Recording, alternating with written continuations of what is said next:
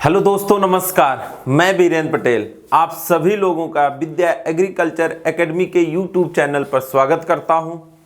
जैसा कि आज हमें बताने में बहुत खुशी हो रहा है कि इस दिन का हम बहुत दिन से इंतजार कर रहे थे कि डिजिटल प्लेटफॉर्म पे आऊं। आज वो दिन आ गया है, मैं आपके सामने हूं।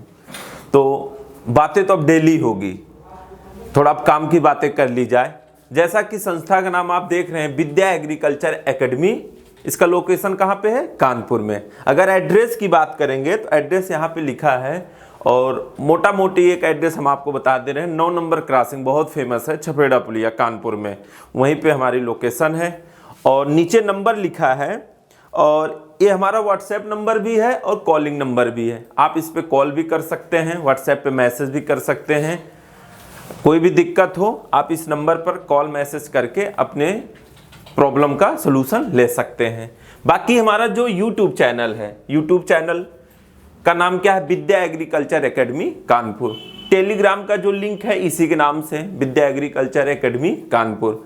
आप इस यूट्यूब चैनल को सब्सक्राइब करिए, अपने दोस्तों के बीच में उसको शेयर करिए। जैसे कि हम जो वीडियो अपलोड करेंगे तो आपको सारी जानकारी उससे मिलती रहेगी। और इस लिंक को, टेलीग्राम लिंक को भी आप ज्वाइन कर लीजिए। उस पर डेली आपको क्विज मिलते हैं, 20 क्वेश्चन डेली मिलेंगे, 10 इंग्लिश में, 10 हिंदी में। अपने नॉलेज को आप उससे चेक कर सकते हैं। जैसा कि और कुछ बातें हम कर लेते हैं स्टार्ट करने से पहले। एक क्लास जो हो रही है जनरल एग्रीकल्चर की हो रही है, छोटे से एग्जाम से लेके बड़े एग्जाम तक कवर करेगा। अभी जो इंटर पास आउट बच्चे हैं या इंटर अफेयरिंग में, अभी उनको इंटर बोर्ड का एग्ज़ाम देना है, फिर वो कैटेट की तैयारी के लिए सोचते हैं। कोरोना की वजह से सारे ऑफलाइन बैचेस बंद हैं। आप अभी 10-5 दिन ऐसे यूट्यूब के माध्यम से वीडियो लीजिए, जैसे सरकार की गाइडलाइन आएगी उस बेस पे काम करेंगे। अगर ऑफलाइन की गाइडलाइन आ जाएगी तो ऑफलाइन पे काम करेंगे। ऑनलाइन की गाइडलाइन है कि ऑफलाइन कोचिंग नहीं चल सकती है तो ऑनलाइन क्लासेस हम आपको प्रोवाइड करेंगे। ये सब बातें हैं, और बातें बीच बीच में होती रहेगी। अब तो डेली हमें आपको बातें ही करनी है। चलिए क्लास स्टार्ट किया जाता है।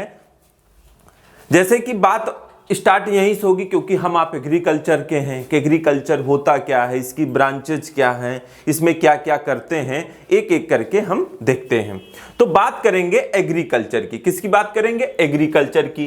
तो एग्रीकल्चर कहाँ से आया, कैसे आया, कहाँ से लिया गया, ये सब चीजें हमें आपको देखनी है। चलिए एक एक करके देखा जाता है। देखिए एग्रीकल्चर जो होता है आपका क्या? एग्रीकल्चर। तो एग्रीकल्चर की बात करोगे तो एग्रीकल्चर 2 लैटिन वर्ड से बना है।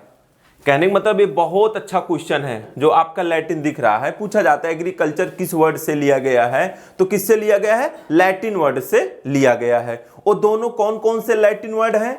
एक आपका एगर होता है या उसको एग्री कह सकते हैं, दूसरा क्या होता है? कल्चरा होता है। एगर या एग्री मीन्स क्या होता है? सॉइल होती है, सॉइल आप समझते हो, मृदा। और आपका कल्चर मतलब क्या होता है? कल्टीवेशन होता है। क्या होता है? कल्टीवेशन होता है। तो यहां पे एक छोटी सी डिफिनीशन बन जाती है, क्या? Cultivation of soil is known as agriculture. छोटे लेवल की बात करोगे तो ये डिफिनीशन सही मानी जाती है, लेकिन जब आपका स्टैंडर्ड जैसे जैसे बढ़ता जाएगा, बड़े एग्जाम में जाओगे तो वहां पे ये परफेक्ट डिफिनीशन नहीं मानी जाती है। समझ गए होंगे आपकी अपनी बात। चलिए, जैसे मैंने आपको क्या कहा, cultivation of soil is called agriculture. मतलब मृदा पे निराई गुड़ाई करना क्या कहलाता है? एग्रीकल्चर, मतलब कृषि विज्ञान कहलाता है। लेकिन जब बड़े लेवल की बात करोगे तो देखिए एग्रीकल्चर में बस निराई गुड़ाई या सॉइल की बात ही नहीं होती है। आप जानते हो पोल्ट्री की बात करोगे, आप जानते हो एनिमल साइंस की बात करेंगे, डेयरी की बात करेंगे, एपीकल्चर की बात करेंगे, सेरीकल्चर की बात करेंगे, लैक कल्चर की बात करेंगे कि नहीं? तो कहने का मतलब कल्टीवेशन के साथ साथ जो आपकी एलाइड एक्टिविटी है या एलाइड सेक्टर है उसको भी इसमें आपको इंक्लूड करना पड़ेगा। समझ गए होंगे बात। तो आप कह सकते हो cultivation of soil is known as agriculture including allied sector या एलाइड एक्टिविटीज। आप कहोगे एलाइड को मतलब क्या होता है, उससे संबंधित जो क्षेत्र हैं। समझ गए होंगे इतनी बात। चलिए देखिए, लैटिन बहुत पूछा जाता है कि एग्रीकल्चर किस भाषा से लिया गया है, किस वर्ड से लिया गया है, लैटिन से लिया गया। जितने भी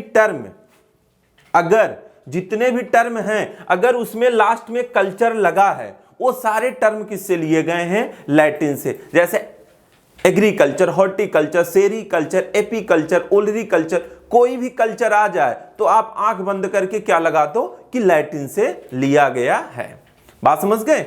चलिए हाँ, एक चीज और याद रखिए, जैसे जो हमारे इंटर के बच्चे हैं उनको टोटल हिंदी में चाहिए। इस चीज के लिए आप बिल्कुल बेटा परेशान ना होना। जब आपकी बैच हम प्रॉपर देंगे तो वहां पे टोटल 100% आपको हिंदी में मिलेगा। अगर इंग्लिश में चाहोगे तो इंग्लिश में भी देंगे, अगर मिक्स में चाहोगे इंग्लिश हिंदी दोनों में, उसमें भी हम आपको मैटर सारा प्रोवाइड करेंगे। यहाँ पे YouTube पे क्लास देने का मकसद एक ही होता है कि आपको मेरी बात समझ में आ रही है कि नहीं, मेरे द्वारा बताई गई बात आपको समझ में आई कि नहीं, इस पे आपको फोकस करना है। बाकी जब प्रॉपर क्लास हम देंगे तो जैसा भी आप कहोगे उसके अकॉर्डिंग काम करेंगे। ठीक है, इतनी सारी चीजें आप समझ गए होंगे। देखिए इसका एक डिफिनीशन भी लिखा है, पढ़ लेते हैं। Agriculture is an applied science which encompasses all aspect of crop production including horticulture, livestock rearing, fisheries, forestry etc। यहां पे इंक्लूडिंग के आगे आप ऐसे ही लिख सकते हो क्या, एलाइड एक्टिविटीज या एलाइड सेक्टर। एलाइड सेक्टर यही सब होते हैं, बागवानी हो गया, पशुपालन हो गया, आपके मछली पालन हो गए, आपकी वानिकी मतलब फॉरेस्ट्री हो गया। अगर इसके साथ साथ कल्टीवेशन के साथ साथ अगर आप एलाइड एक्टिविटीज का भी अध्ययन कर रहे हो, स्टडी कर रहे हो, वो आपकी क्या कहलाती है, एग्रीकल्चर कहलाती है। हिंदी में आप लिखना चाहते हो तो लिख सकते हो, कृषि विज्ञान विज्ञान की वह शाखा है, कृषि विज्ञान विज्ञान की वह शाखा है जिसमें फसल उत्पादन के सभी पहलुओं को शामिल किया जाता है और बागवानी, पशुपालन, फिशरीज मतलब मछली पालन, वानिकी का भी अध्ययन किया जाता है। सिंपल सी डिफिनीशन है। इतनी सारी चीजें आप समझ गए होंगे। बाकी और कोई दिक्कत हो, कहीं भी आपको कोई चीज की कमी लग रही है, कमेंट के माध्यम से, मैंने आपको अपना नंबर भी बता दिया, एक बार फिर बता दे रहे हैं। अगर आप लिखना चाहो तो लिख सकते हो 7007051098। ये हमारा व्हाट्सएप नंबर भी है, इस पे आप कॉल भी कर सकते हैं। आप कॉल करके मैसेज करके आप अगर आपको लगता है कि यहाँ पे चेंजिंग की जरूरत है, आप बताएंगे, मैं डेफिनेट उस चीज को करूंगा। क्योंकि एक टीचर जो बनता है वो पढ़ा पढ़ा के बनता है। मैं आपके सारी प्रॉब्लम को जरूर सॉल्व करूंगा, इस चीज का प्रॉमिस करता हूं। चलिए आगे देखते हैं। इतनी सारी बातें आप समझ गए होंगे। अब बात करेंगे कि इसका इंपॉर्टेंस क्या है, इसके बाद इसका इंपॉर्टेंस क्या है। बहुत अच्छा क्वेश्चन यहां से भी बनता है, बहुत इंपॉर्टेंट है। अगर ये सब चीजें पूछी जाती हैं तो एक एक करके आप अपने कंफ्यूजन को दूर करो। चलो देखते हैं इंपॉर्टेंस क्या है। जैसे एग्रीकल्चर का पहला इंपॉर्टेंस क्या है कि फूड सिक्योरिटी। क्या है, फूड सिक्योरिटी। क्या, फूड सिक्योरिटी पहला इंपॉर्टेंट यही है। अब कहोगे कि फूड सिक्योरिटी का क्या इंपॉर्टेंस है। जैसे कि हमारी जो जनता है, हम आप हैं, सबसे ज्यादा हमें आपको क्या जरूरत है, खाना। खाना कहां से आता है भाई, एग्रीकल्चर से आता है। हमारे पॉकेट में पैसा नहीं है तो कोई दिक्कत नहीं, लेकिन अगर पेट में खाना नहीं भाई साहब, कितनी दिक्कत होती है वो सबको पता है। तो एग्रीकल्चर डिपार्टमेंट क्या करता है, फूड सिक्योरिटी लेता है कि हम आपको पूरा अनाज देंगे।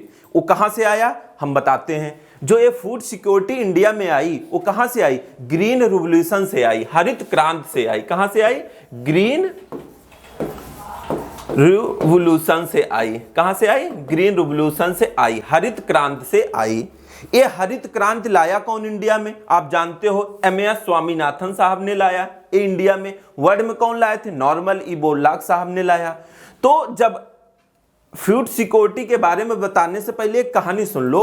जैसे फूड सिक्योरिटी की जरूरत क्यों पड़ी या ग्रीन रिवॉल्यूशन की जरूरत क्यों पड़ी इंडिया में आने का, क्योंकि आप जानते हैं कि 1960 के आसपास 1960 के आसपास भारत में खाने की कमी हो गई, लोग खाने के लिए मरने लगे। तब उसके बाद भारत सरकार ने सोचा कुछ किया जाए, नहीं तो हमारी जनता भूखे मरने लगेगी। तो अब जानते हो कि अगर खाने की कमी एक दिन में तो आई नहीं, कुछ चीजें ऐसी हुई होगी कि जिसकी वजह से खाने की कमी आई।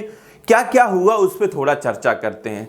तो सबसे पहले क्या हुआ था, सेकेंड वर्ल्ड वॉर हुआ था, द्वितीय विश्व युद्ध हुआ था। कब हुआ था आप जानते होंगे, कब हुआ था?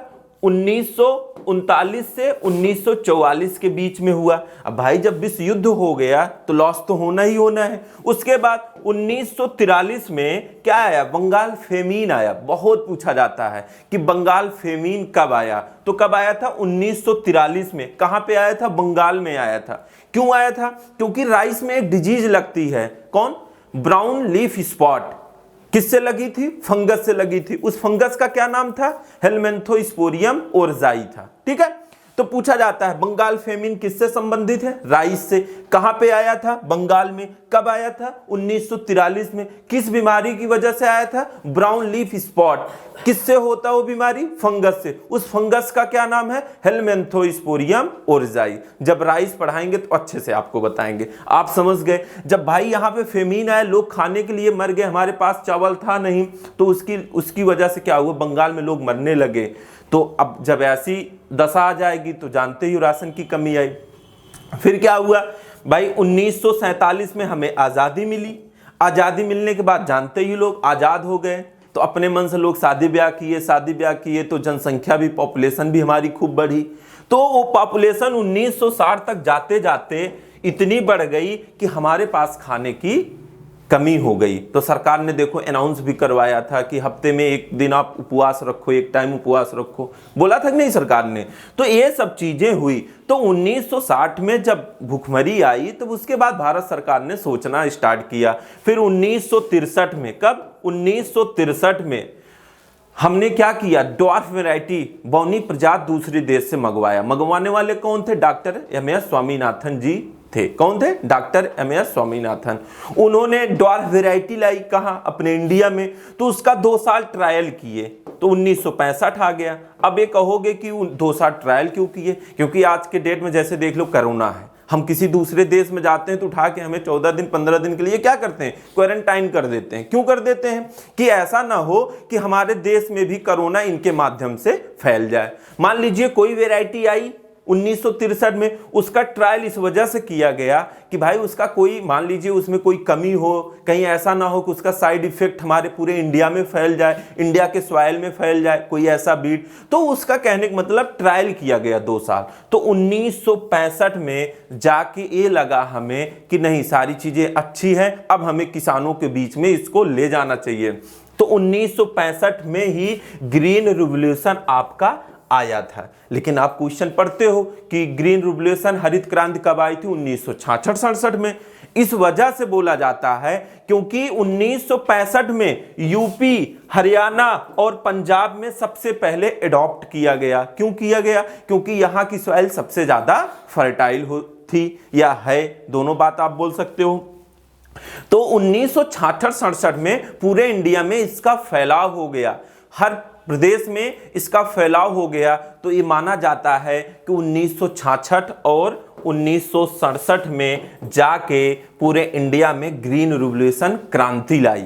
ठीक है, तो यहीं पे एक प्रोग्राम भी चलाया जाता है, क्या? High yielding variety programme. तो पूछा जाता है हाई यील्डिंग वैरायटी प्रोग्राम कब चलाया गया? तो आप क्या कहोगे? 1966 और 67 में चलाया गया था। इतनी बात आपको समझ में आ गई होगी।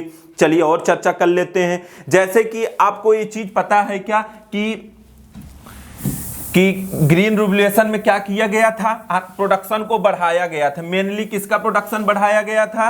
राइस और व्हीट का बढ़ाया गया था। ठीक है, कैसे बढ़ाया गया था इसके बारे में थोड़ा चर्चा करते हैं। ठीक है, तो क्वेश्चन पूछा जाता है जो ग्रीन रिवॉल्यूशन था उसमें कौन सी क्रॉप यूज की गई थी? व्हीट एंड राइस यूज किया गया था। समझे कि नहीं। और सबसे ज्यादा अगर इफेक्टिव कौन सा था तो आपका वीट था। अगर दोनों में आपको एक बताना हो तो किस पे जाओगे आप, वीट के साथ, गेहूं के साथ जाना पड़ेगा। इतनी सारी चीजें आप समझ गए होंगे। चलिए देखते हैं। तो पूछा जाता है जो प्रोडक्शन को बढ़ा दिया गया, जिसकी वजह से आज के डेट में खाने की बात छोड़ो, हमारे यहाँ स्टोर है, पूरे इंडिया को बैठा के 1 साल 2 साल तक खिला सकते हैं कि नहीं, तो इसी की देन थी। तो प्रोडक्शन को कैसे बढ़ाया गया भाई, मैंने आपसे क्या कह दिया, हाई यील्डिंग वेराइटी प्रोग्राम चलाया गया कि हाई यील्डिंग वेराइटी यूज करिए जैसे प्रोडक्शन को बढ़ावा मिले। लेकिन इसके साथ साथ और क्या चीजें हो सकती हैं, क्या बस इसी वैरायटी से प्रोडक्शन बढ़ गया, कुछ चीजें और किया गया था। क्या किया गया था, जैसे केमिकल फर्टिलाइजर यूज किया गया था, और क्या यूज किया गया था, पेस्टिसाइड भी यूज किया गया था। पेस्टिसाइड आप समझते हो, केमिकल फर्टिलाइजर, उर्वरक, इस सब का यूज करके बस एक ही मोटो था कि कैसे भी बस प्रोडक्शन को हमें बढ़ाना है। बात समझ गए कि नहीं, बस हमें प्रोडक्शन को ही बढ़ाना है। तो वहां पे हाई यील्डिंग वेराइटी प्रोग्राम लाया गया, उसके साथ साथ केमिकल फर्टिलाइजर को यूज कर दिया गया खूब, और उसमें कोई बीमारी लग रही तो उसके लिए क्या व्यवस्था की गई, पेस्टिसाइड डाल दो। बात समझ गए कि नहीं। लेकिन इसका साइड इफेक्ट भी खूब पड़ रहा है। देख ही रहे हो आज के डेट में नई नई बीमारी कहां से आ रही है, क्योंकि हम इतना केमिकल खा रहे हैं। लेकिन उस टाइम देखिए भूखमरी थी इंडिया में, ये चीजें नहीं जरूरी थी कि उसमें क्या आ रहा क्या नहीं आ रहा, बस ये चीज जरूरत थी कि हमारे पास राशन आ जाए। तो राशन को लाने के लिए इस सब चीजों का प्रयोग किया गया था, समझ गए। अब जो वीट थी, जो गेहूं था, इसकी एक वैरायटी है HD 2329। इस वैरायटी का प्रयोग सबसे ज्यादा किया गया था, या ये वैरायटी सबसे ज्यादा सफल थी। समझ गए होंगे इतनी सारी चीजें बातें। तो फूड सिक्योरिटी एक इंपॉर्टेंस है एग्रीकल्चर का, किसके लिए, अपने इंडिया के लिए। मैंने आपको बता दिया कैसे फूड सिक्योर अपने इंडिया में हुआ। बाकी तो बातें बहुत हैं, क्लासरूम में और सारी चीजें, इसमें और कुछ बताऊंगा, लेकिन यहां के लिए बस इतना ही। चलो आगे देखते हैं अगला इंपॉर्टेंट क्या है।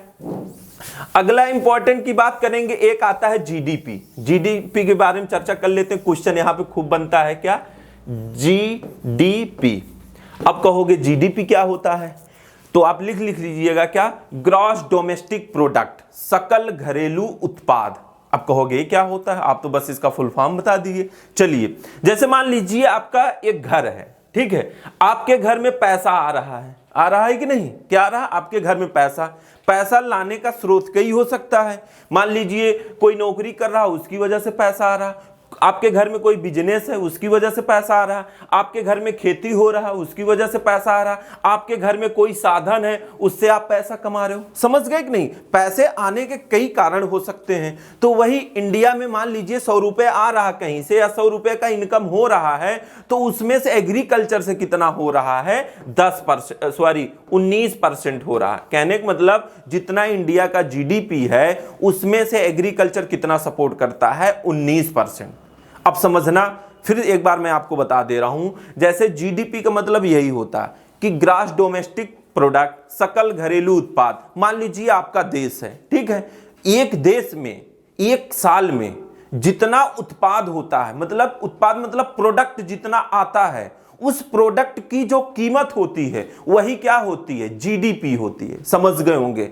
ओ भाई, प्रोडक्ट क्या हो सकता है, गुड्स भी हो सकते हैं, क्या हो सकते हैं, गुड्स, और क्या हो सकता है, सर्विसेज भी हो सकती हैं। क्या, सर्विसेज। भाई हम कोई वस्तु बना के उसका पैसा ले सकते हैं, या सर्विस देके हम पैसा कमा सकते हैं। तो इस दोनों से जो हमें पैसा मिल रहा है, वही जो उसकी कीमत होगी वही क्या कहलाएगी, जीडीपी कहलाएगी। समझ गए होंगे हमारी बात। जैसे मैं आपको क्या दे रहा हूं, सर्विस दे रहा हूं ना, उसका पैसा ले लूंगा आगे। जैसे एक ओला कैब वाला होता है, वो क्या करता है, आपको सर्विस देता है, उसकी कीमत आप देते हो। कहने का मतलब जो प्रोडक्ट, वो कोई भी प्रोडक्ट हो सकता है, गुड्स हो सकते हैं या सर्विसेज हो सकती हैं, कोई वस्तुएं हो सकती हैं या कोई सेवाएं हो सकती हैं, उसकी जो कीमत होती है, उस कीमत की जो वैल्यू मिलती है, उसी को हम क्या कहते हैं, जीडीपी कहते हैं। इतनी सारी चीजें आप समझ गए होंगे। चलिए आगे बात करते हैं। तो ऐसे सारी चीजें हैं जो कि एक एक करके हमें आपको देखना है। चलिए और कुछ इसके इंपॉर्टेंस हैं, हम आपको पॉइंट के रूप में दे देते हैं। देखिए लिखा contribution contribution to the gross domestic product कितना है 19%। किसी किसी बुक में आपको मिलेगा 16 से 18%, तो आप कंफ्यूज मत होइएगा, नहीं तो आपको दिक्कत होगी, क्योंकि हम जो आपको अभी बता रहे हैं एकदम आपको करंट डाटा बता रहे हैं। ठीक है, चलिए ये कितना इसका है, कहीं कहीं आपको 16 से 18% भी मिलेगा, लेकिन एकदम अभी करंट का डाटा है। अब ये भी बता दें 1950 के आसपास 1950 के आसपास जो इंडिया की जीडीपी थी उसमें 50% किसकी हिस्सेदारी थी, एग्रीकल्चर की थी। कब 1950 की बात कर रहे हैं, आज की कितनी है 19% है। कहोगे सर जी कैसे कम हो गई, क्योंकि भारत सरकार आजकल किस पे ध्यान देती, इंडस्ट्रीज एरिया पे ध्यान दे रही, उससे ज्यादा पैसा आता है, तो एग्रीकल्चर के धीरे धीरे जीडीपी क्या हुआ, कम हुआ। कोरोना के केस में, कोरोना काल में देख लीजिए जीडीपी सबकी कम हुई, लेकिन एग्रीकल्चर की क्यों बढ़ी, क्योंकि सब कुछ बंद था लेकिन एग्रीकल्चर बंद नहीं था। एग्रीकल्चर में सारी दुकानें खुलती थी कि नहीं, सारी प्रोसेसिंग हुई, नहीं होती तो आदमी कैसे खाता पीता। इस वजह से कोरोना के पीरियड में एग्रीकल्चर का जीडीपी क्या हुआ, इंक्रीज हुआ है। बात समझ गए कि नहीं। अब आगे देख लेते हैं। Provides livelihood support to about 48 to 50% of country population. इसका क्या मतलब होता है, जैसे आपको पता है कि इंडिया की जो पॉपुलेशन है उस पॉपुलेशन का लगभग 50% जनसंख्या किस पे आधारित है, आपके एग्रीकल्चर पे है। किस पे है, एग्रीकल्चर पे है। समझ गए होंगे बात। देखिए इंडिया में जो पॉपुलेशन रह रही है भाई, या तो रूरल एरिया में रह रही है या तो अर्बन एरिया में रह रही नहीं। अब देखिए ये दोनों मिला के बात कर रहे हैं, दोनों को मिलाकर भाई, अर्बन और रूरल को मिलाकर। लेकिन अगर रूरल एरिया की बात करेंगे, किसका, बस रूरल एरिया की बात करेंगे, तो रूरल एरिया की जो पॉपुलेशन है इंडिया की वो लगभग 68 to 70% क्या है, आधारित है किस पे, एग्रीकल्चर पर। दो क्वेश्चन यहां पे बनता है, एक टोटल पॉपुलेशन लगभग 50%, अगर रूरल एरिया का पॉपुलेशन की बात करेंगे तो 68 to 70% है। इतना आप समझ गए होंगे। चलिए आगे देखते हैं अगला point. It is single largest private sector occupation. कहने का मतलब प्राइवेट सेक्टर की बात करेंगे तो प्राइवेट सेक्टर का सबसे बड़ा बिजनेस क्या है, सबसे बड़ा व्यवसाय क्या है, आपका एग्रीकल्चर है। इतनी सारी चीजें और समझ गए होंगे। देखिए it accounts for about 12% of the total export earning. अब ये कहोगे ये क्या चीजें हैं, चलिए बताते हैं। जैसे देखिए किसी भी कंट्री को डेवलप होने के लिए सबसे ज्यादा जरूरी क्या है, एक्सपोर्ट। आप अपने गांव में कोई प्रोडक्ट अगर बनाते हो या होता है तो उसकी वैल्यू आपके गांव में मिलेगी कि दूसरे गांव में मिलेगी, या कहीं दूर ले जाओगे, दूर ले जाओगे तभी तो मिलेगी।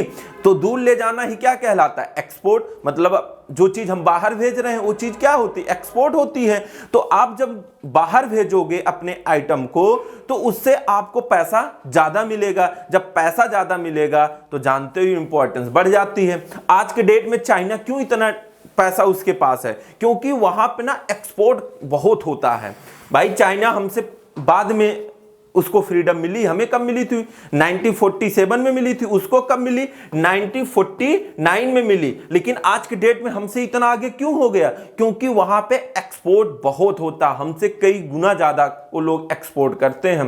और जब एक्सपोर्ट करेंगे तो भाई उनके पास पैसा आएगा तो उनकी ग्रोथ होगी। तो ग्रोथ होने के लिए सबसे ज्यादा जरूरी क्या है, एक्सपोर्ट। तो चाइना आज के डेट में तभी इतना उसके पास ग्रोथ है। चलिए आगे देखते हैं। और एग्रीकल्चर की और क्या इंपॉर्टेंस है, provides raw material to a large number of industries. भाई जो एग्रीकल्चर है ना वो रॉ मटेरियल बहुत ज्यादा प्रोड्यूस करती है। जैसे आप जो कपड़े पहनते हैं उसका रॉ मटेरियल कहां से आता है, एग्रीकल्चर से आता है। हम चावल खाते हैं उसका रॉ मटेरियल कहां से आता है, हमारे एग्रीकल्चर से आता है। हम शक्कर खाते हैं, शुगर खाते हैं, वो रॉ मटेरियल कहां आता है, एग्रीकल्चर से आता है। हम मिल्क प्रोडक्ट एक नहीं 20 खाते हैं कि नहीं, वो भाई मिल्क प्रोडक्ट आता कहां से, मिल्क से। मिल्क कहां से आता है, एनिमल से। एनिमल किससे रिलेटेड है, एग्रीकल्चर से रिलेटेड है। आटा हम खाते हैं, रोटी खाते हैं, वो रोटी कहां से आती है, गेहूं मक्का से आती है। वो गेहूं मक्का किससे रिलेटेड है, एग्रीकल्चर से। तो कहने के मतलब सारा रॉ मटेरियल कौन देता है, वो आपका एग्रीकल्चर देता है। अब रॉ मटेरियल देगा तो जानते ही हो विकास किसका होगा। तो समझ सकते हैं। तो ये सब इसकी इंपॉर्टेंस होती है सर, आपको एक एक करके सारी चीजें समझ लेनी है। क्वेश्चन ऐसे पूछ लेगा कि एग्रीकल्चर का सपोर्ट कितना है जीडीपी में, आप कितना कहोगे 19%, या इंडिया की पॉपुलेशन जो है कितना परसेंट एग्रीकल्चर के ऊपर आधारित है तो इतना, अगर रूरल एरिया की बात होगी तो कितना हो जाएगा वो 70% के आसपास। ये सब सारी चीजें आप समझ गए होंगे। चलिए आगे देखते हैं। अब बात करेंगे किसकी, ब्रांच की। तो भैया देखिए ये भी बहुत इंपॉर्टेंट है, ये तो एक एक सब्जेक्ट है, कम से कम आपको एक एक महीना लगेगा इसको पढ़ने में, लेकिन आपको बस आज मोटा मोटी बताएंगे कि एक बेस आपका क्लियर हो जाए, बात आपको समझ में आ जाए। ठीक है, चलिए देखते हैं। देखिए जो बात कर रहा है किसका, एग्रोनॉमी की। एग्रोनॉमी की बात करेंगे तो एग्रोनॉमी जानते हो, सारे लोग पढ़ते हो, जिसको हिंदी में क्या कहते हैं, सस्य विज्ञान कहते हैं। क्या कहते हैं, सस्य विज्ञान। तो अब एग्रोनॉमी कहेंगे किसको, इसकी बात कर लेते हैं। एग्रोनॉमी तो ये भी दो टर्म से बना है, कौन कौन सा, agarose plus nomos. Agarose plus nomos से बना है कि नहीं। एग्रोस मतलब क्या होता, फील्ड। नॉमस मतलब क्या होता, मैनेज। क्या हो रहा, मैनेज। बात समझे कि नहीं। अब फील्ड पर मैनेज करना क्या कहलाता है, एग्रोनॉमी कहलाता है। वो मैनेज क्या करोगे, या तो क्रॉप प्रोटेक्शन मैनेजमेंट करोगे या सॉइल मैनेजमेंट करोगे कि नहीं। जब सॉइल पे आप मैनेज करने लगोगे वही आपकी एग्रोनॉमी बोली जाती है। अब जैसे कि इसके अंतर्गत क्या क्या आता है, आपका सीरियल क्रॉप्स आ जाती हैं, शुगर क्रॉप्स आ जाती हैं, कमर्शियल क्रॉप्स आ जाती हैं, ऑयल सीड क्रॉप्स आ जाती हैं, पल्स क्रॉप आ जाती हैं। ये सब सारी चीजें क्या होती हैं, आपकी एग्रोनॉमी के अंतर्गत आता है। बात समझ गए कि नहीं। अब एग्रोनॉमी किस वर्ड से लिया गया है, ग्रीक वर्ड से लिया गया है। किससे, ग्रीक वर्ड से लिया गया है। इतनी आप समझ गए होंगे बात। चलिए आगे चलते हैं। अब बात आएगी किसकी, हॉर्टिकल्चर की। किसकी बात कर रहे हैं, हॉर्टिकल्चर की बात कर रहे हैं। किसकी बात कर रहे हैं, हॉर्टिकल्चर की बात कर रहे हैं। चलिए हॉर्टिकल्चर जानते हैं जैसे कि एक सब्जेक्ट है ये भी, ठीक है। इसकी काफी ब्रांचेज होती हैं, तो एक एक करके देख लेते हैं। अब बात करेंगे हॉर्टिकल्चर की। हॉर्टस प्लस कल्चरा क्या होता है, हॉर्टस प्लस कल्चरा, ये सब चीजें बता दी गई थी, ठीक है। Hortus plus कल्चरा। हॉर्टस मतलब क्या होता है, गार्डन। क्या होता है, गार्डन। कल्चरा मतलब क्या होता है, कल्टीवेशन। क्या होता है, कल्टीवेशन। देखिए जब आप गार्डन बना के कल्टीवेशन करोगे, गार्डन बना के अगर कल्टीवेशन करो, गार्डन मतलब क्या होता, घेरा। घेरा बना के अगर खेती आप कर रहे हो तो वो क्या कहलाएगी, हॉर्टिकल्चर कहलाएगी। देखिए आप गेहूं, धान, मक्का, ज्वार, बाजरा, गन्ना इस सब की खेती करते हो, घेरा बनाते हो, कभी नहीं बनाते हो। लेकिन अगर हम बगीचा लगाते हैं तो घेरा बना देते हैं, सब्जी की खेती करते हैं तो घेरा बना देते हैं, फूल की खेती करते हैं तो घेरा बना देते हैं। बना देते हैं नहीं। अगर आप घेरे के अंतर्गत खेती कर रहे हो वो आपकी क्या कहलाती है, हॉर्टिकल्चर कहलाती है। तो हॉर्टिकल्चर, कल्चर लगा है तो किससे लिया गया है, लैटिन वर्ड से लिया गया है, ठीक है। अब बात करेंगे इसकी ब्रांच क्या क्या होती है। तो इसकी पहली ब्रांच क्या है, आपकी ओलरी कल्चर है। क्या है, ओलरी कल्चर है। चलिए देखते हैं क्या है, ओलरी कल्चर। इसकी ब्रांच पहली क्या है, ओलरी कल्चर। ओलरी मतलब क्या होता, सब्जी। कल्चर मतलब क्या होता, कल्टीवेशन।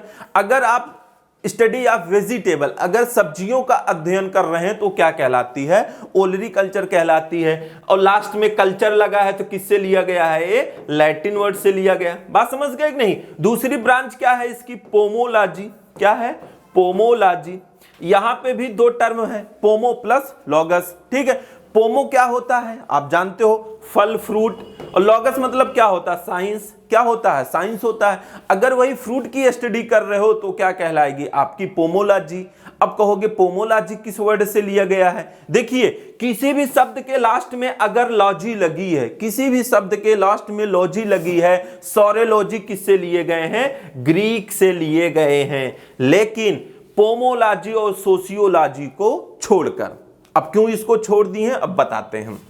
मैंने क्या कहा, पोमो और सोशियोलॉजी को छोड़कर। चलिए देखते हैं, मैंने क्या कहा, पोमो प्लस लॉजी। मैंने यही बोला ना, पोमो जो लिया गया था वो लैटिन से लिया गया था और लॉजी जो लिया गया था वो ग्रीक से लिया गया था। तो पोमोलॉजी किससे लिया गया, लैटिन और ग्रीक दोनों से। लेकिन कभी कभी एग्जामिनर बदमाशी करता है, आपसे पूछ लेगा पोमोलॉजी किस भाषा से लिया गया है, तो वहां पे लैटिन और ग्रीक दोनों दो ऑप्शन बना देगा, एक में नहीं देगा। तब आप क्या करोगे? तो देखिए हम आप एग्रीकल्चर वाले हैं, तो हमें आपको सबसे ज्यादा मतलब साइंस से है कि फल से है? फल से है। तो फल किससे लिया गया है? आपके लैटिन वर्ड से लिया गया है, तो हमें आपको किस पे टिक करना पड़ेगा? लैटिन पे टिक करना पड़ेगा। इतना आप समझ गए होंगे। तीसरी ब्रांच अब बात करेंगे सॉइल साइंस का। ये भी आपका बहुत अच्छा सब्जेक्ट है, और जब सॉइल साइंस पढ़ाएंगे तो वहां पे अच्छे से डिस्क्राइब करेंगे। बस आप इतना समझ लीजिए कि जो सॉइल होता है किसे कहते हैं, सॉइल किसे कहते हैं। देखिए एक एग्रीकल्चर वाला बंदा सॉइल का डिफाइन दूसरे हिसाब से करेगा, एक आम आदमी दूसरे हिसाब से करेगा, एक सिविल इंजीनियर दूसरे हिसाब से करेगा, एक माइनिंग इंजीनियर दूसरे हिसाब से करेगा। करेगा कि नहीं? जैसे कि एक आम आदमी है जिसको एग्रीकल्चर से कोई लेना देना नहीं है, वो क्या कहेगा? अरे यार ये तो मलबा है, ये तो गंदगी है। क्या कहेगा कि ये मलबा है, ये गंदगी है। तो कहने का मतलब उसके हिसाब से, जो लेमैन होते हैं, आम आदमी होते हैं, उसके हिसाब से सॉइल इज ए दर्ट और डेब्रिस। बात समझे कि नहीं? क्या है? दर्ट है या डेब्रिस है। तो डेब्रिस मतलब आप जानते हो कि गंदगी, दर्ट मतलब मलबा। तो उसके हिसाब से मृदा क्या है? एक गंदगी है, एक मलबा है। ये तो कौन कह दिया? आम आदमी कह दिया। ठीक है। जैसे एक जो माइनिंग इंजीनियर होते हैं, माइनिंग इंजीनियर मतलब जो खनन उनन के बारे में जानकारी करते हैं, उसके हिसाब से क्या है? वो भी कह देता है कि सॉइल इज ए डेब्रिस। ठीक है भाई, उसको रॉक्स के बारे में अध्ययन करना है। ठीक है। अब रॉक्स कहाँ होती? जमीन के अंदर होती है कि नहीं? अब जमीन के अंदर मान लीजिए 20 फुट 40 फुट नीचे गए, उस रॉक्स मिला।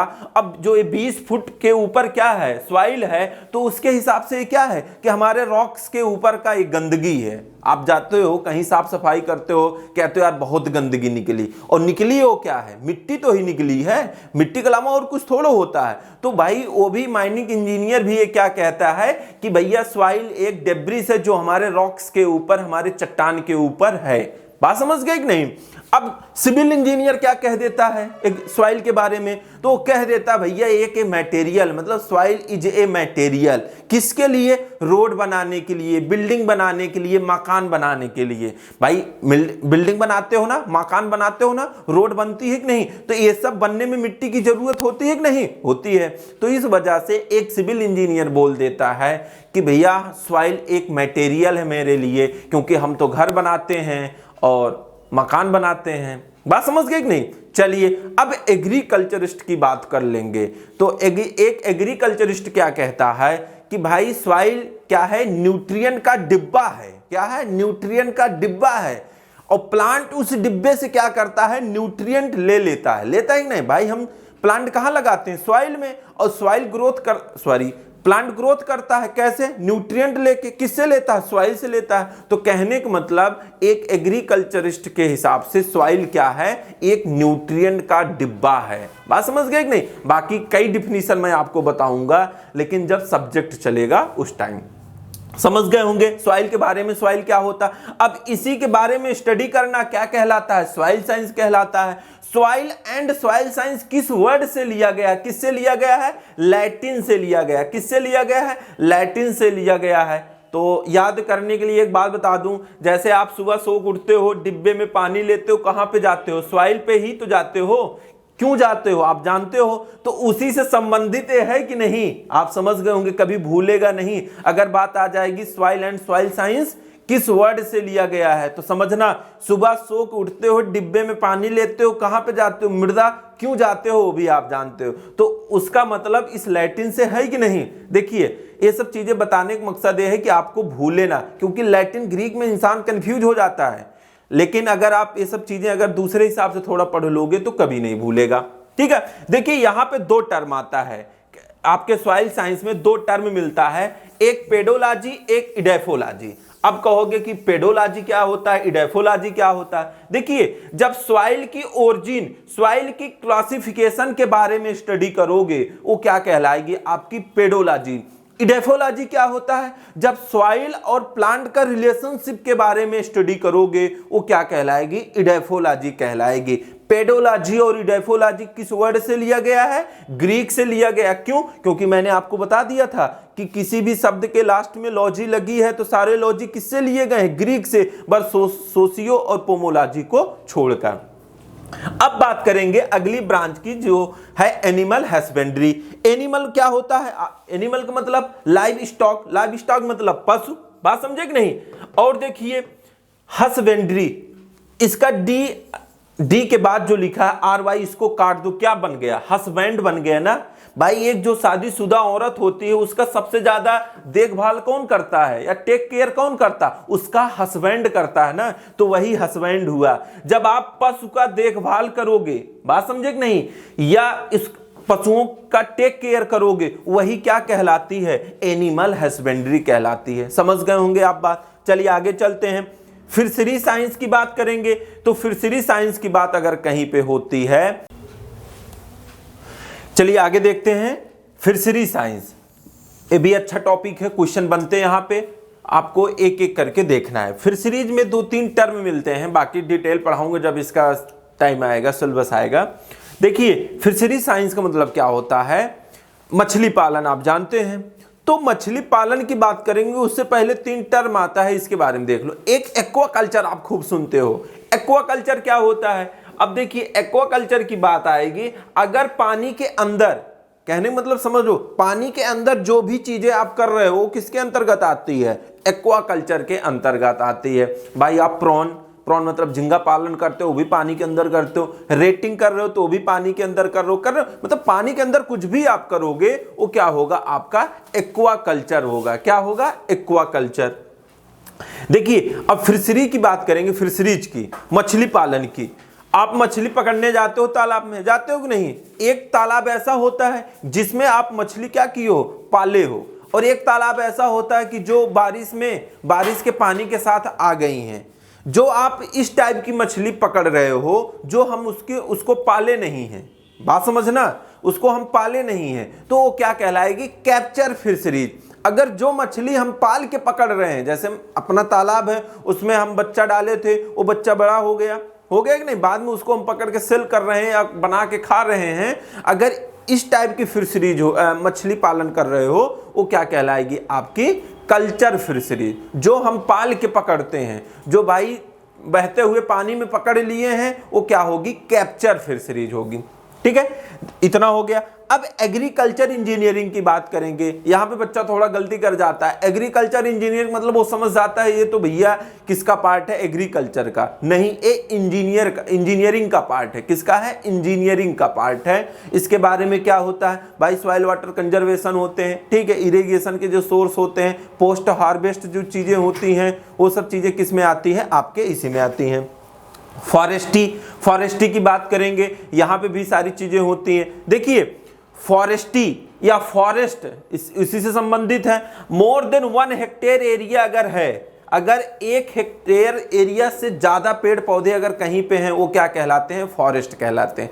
कहने का मतलब मोर देन 1 हेक्टेयर एरिया पर अगर आपको ट्री दिख रहे हैं तो आपको क्या कहलाएंगे? वो फॉरेस्ट कहलाएंगे। और डेंस फॉरेस्ट होते हैं, ठीक है, ऐसे मार्जिनल डेंस फॉरेस्ट होते हैं। ये सब चीजें जब फॉरेस्ट्री पढ़ाऊंगा तो वहां पे बताऊंगा, ठीक है। और आगे देखते हैं, कुछ चीजें और समझ लेते हैं इसमें क्या क्या है। जैसे कि आगे आपका क्या है? Types of farming. ये भी बड़ा अच्छा क्वेश्चन है, यहां से भी क्वेश्चन आते हैं, एक नहीं 20 टाइप के क्या नाम आपके फार्मिंग होते हैं। लेकिन ये है कि आज उस पर डिस्कस नहीं करूंगा, बस आपको इतना बता दूंगा कि फार्मिंग होता क्या है, बाकी नेक्स्ट क्लास में हम आपको डिस्कस करेंगे, ठीक है। इतनी सारी चीजें समझ लो। फार्मिंग पढ़ने से पहले कुछ टर्म और आते हैं, उस पर ध्यान दे लिया जाता है। फार्मिंग से रिलेटेड एक आप पढ़ते हो क्या? क्रॉपिंग। क्या पढ़ते हो? क्रॉपिंग। एक पढ़ते हो क्या? एग्रीकल्चर। भाई एग्रीकल्चर के बारे में कुछ चीजें आज डिस्कस कर दिए हैं। हम कहेंगे कि एग्रीकल्चर होता क्या है, क्रॉपिंग क्या होता है, फार्मिंग क्या होता है। ये समझना, बड़े अच्छे टर्म होते हैं, आज आप समझ जाओगे अच्छे से। देखिए अगर क्रॉपिंग की बात कहेंगे तो क्या होगा, फार्मिंग की बात करेंगे तो क्या होगा, एग्रीकल्चर की बात करेंगे तो क्या होगा। पहले एग्रीकल्चर देख लीजिए। जैसे कि एग्रीकल्चर बस यही नहीं होता है कि हम खेती करेंगे तभी एग्रीकल्चर कहलाएंगे। भाई हम एग्रीकल्चर आपको पढ़ाते हैं, हम एग्रीकल्चर के टीचर कहलाते हैं कि नहीं। आप एग्रीकल्चर पढ़ रहे हो तो आप एग्रीकल्चर के स्टूडेंट कहलाओगे कि नहीं कहलाओगे। कहने का मतलब अगर एग्रीकल्चर के क्षेत्र में कोई एजुकेशन का काम कर रहा है तो भी आपका क्या कहलाएगा, एग्रीकल्चर। कोई रिसर्च कर रहा है भाई, एग्रीकल्चर से रिलेटेड रिसर्च कर रहा है वो भी एग्रीकल्चर में कहलाएगा। एग्रीकल्चर से रिलेटेड कोई मार्केटिंग कर रहा है वो भी एग्रीकल्चर कहलाएगा। एग्रीकल्चर से रिलेटेड कोई एक्सटेंशन कर रहा है मतलब प्रसार कर रहा है भाई, कोई टेक्नोलॉजी ऐसी एग्रीकल्चर में आई है हम ले जाके किसानों को बता रहे हैं, वो क्या कहलाएगी, आपकी एक्सटेंशन कहलाएगी, मतलब प्रसार कर रहा है। और क्या, एग्रीकल्चर के क्षेत्र में अगर कोई प्रोसेसिंग कर रहा, प्रोसेसिंग समझते हो, जैसे कि टमाटर से केचप बना दिए, टमाटर से सॉस बना दिए, ये सब चीजें किसमें कर रहे हो आप, एग्रीकल्चर में कर रहे हो, तो ये भी आपका एग्रीकल्चर का एक पार्ट है। कहने का मतलब एग्रीकल्चर के अंतर्गत क्या आता है आपका एजुकेशन, रिसर्च, मार्केटिंग, एक्सटेंशन और प्रोसेसिंग, ये सब चीजें क्या होती हैं, आपकी एग्रीकल्चर होती हैं। ठीक है, अब देखिए क्रॉपिंग की बात कर लो। क्रॉपिंग किसको कहेंगे, ठीक है, क्रॉपिंग किसको कहेंगे। देखिए क्रॉपिंग का मतलब क्या होता है, फसल। क्या होता है, फसल। तो अगर आप फसल का कल्टीवेशन कर रहे हैं वो चीज क्या कहलाती है, एग्रीकल्चर कहलाती है। क्या, अगर फसल का कल्टीवेशन कर रहे हैं तो आप सीधा से एक डिफिनीशन लिख सकते हो, ओनली क्रॉप कल्टीवेशन। क्या, only crop cultivation known as क्या कहलाता है, आपका क्रॉपिंग कहलाता है। अगर बस फसल की खेती आप कर रहे हो वो क्रॉपिंग के अंतर्गत आती है। कई टाइप की क्रॉपिंग होती है, जब समय आएगा तो बताऊंगा, ये भी आप समझ गए होंगे। अब फार्मिंग की बात कर लो। देखिए क्रॉपिंग के साथ साथ, किसके, क्रॉपिंग के साथ साथ कोई अदर एक्टिविटी कर रहे हो, मतलब कोई एलाइड सेक्टर यूज कर रहे हो, जैसे पोल्ट्री हो गया या डेयरी हो गया या सेरिकल्चर हो गया या एपीकल्चर हो गया। अगर क्रॉपिंग के साथ साथ कोई और ऑपरेशन कर रहे हो या और कोई कल्चर कर रहे हो, वो सब किसके अंतर्गत आता है, आपके फार्मिंग के अंतर्गत आता है। समझ गए होंगे इतनी बात। अगर क्रॉपिंग के साथ साथ मुर्गी पालन कर रहे हो, पशु पालन कर रहे हो या मधुमक्खी पालन कर रहे हो या सिल्क वर्म वाली चीजें होती जो सेरिकल्चर, ये सब चीजें अगर आप करोगे वो सब किसके अंतर्गत आता है, फार्मिंग के अंतर्गत आता है। जैसे आप अपने घर में जानवर भी पालते हो और खेती भी करते हो, किसके अंतर्गत आया आपका, फार्मिंग। अगर सिर्फ खेती हो रही तो क्रॉपिंग। अगर एग्रीकल्चर के सेक्टर में कुछ भी कर रहे हो, जैसे मार्केटिंग कर रहे हो, एजुकेशन, प्रसार, वो सब सारी चीजें मैंने आपको बता दिया था, वो सब आपके एग्रीकल्चर में आएगा। तो आज के लिए इतना ही। कल मैं आपको बताऊंगा टाइप्स ऑफ फार्मिंग क्या क्या होती हैं। एक चीज और याद रखिए कि कुछ चीजें हैं कि जैसे हमारा चैनल है, इस चैनल को भाई सब्सक्राइब करिए, अपने दोस्तों के बीच में शेयर करिए और अपना प्यार, अपना सपोर्ट हमें दीजिए, जिससे कि उस प्यार, उस सपोर्ट से हमारे अंदर एक एनर्जी आए, उस एनर्जी से हम आपके लिए दिन रात मेहनत करें। कमेंट के माध्यम से आप जरूर बताइए। हमारा व्हाट्सएप नंबर मैंने आपको बता दिया था, क्या है, 7007051098। इस नंबर पर आप मैसेज करके या कमेंट के माध्यम से आप जरूर बताइए। अगर आपको कुछ चेंजिंग चाहिए तो मैं जरूर करूंगा और उस कमेंट से हमारे अंदर एक एनर्जी आएगी और उस एनर्जी से मैं आपके लिए दिन रात मेहनत करूंगा। आज के लिए बस इतना हूं, मिलता हूं आपको नेक्स्ट लेक्चर के साथ। जय हिंद, जय भारत।